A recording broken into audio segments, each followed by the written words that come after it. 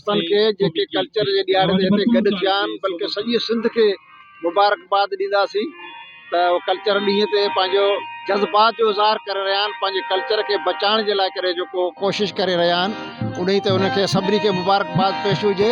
पर असांजे कल्चर जा ॿिया पासा आहिनि जिन ते असांजो तवजा तमामु घटि आहे। असां उन तरीक़े हिन तरीक़े जो जेको इज़हार करियूं था जीअं अॼु असीं करे रहिया आहियूं, उहो असां पंहिंजे वसीलनि खे बचाइण लाइ जेके ख़ुसूसन असांजे वजूद सां तालुक़ु रखनि था, उन्हनि खे बचाइण लाइ करे असां वटि एॾो जज़्बो कोन्हे जेको असांखे आम तौर ते हिन ॾींहं ते ॾिसण में अचे थो।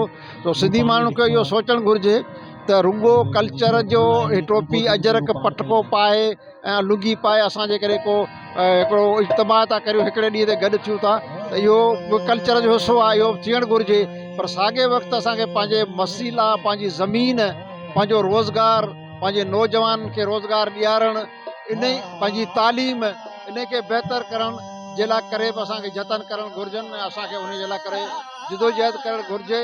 इहे सभई ॻाल्हियूं असांजे कल्चर सां वास्तो रखनि थियूं। जॾहिं इहे सभु ॻाल्हियूं असां बचाईंदासीं त पोइ असां वतन बचाए वेंदासीं, पंहिंजो कल्चर बि बचाए वेंदासीं।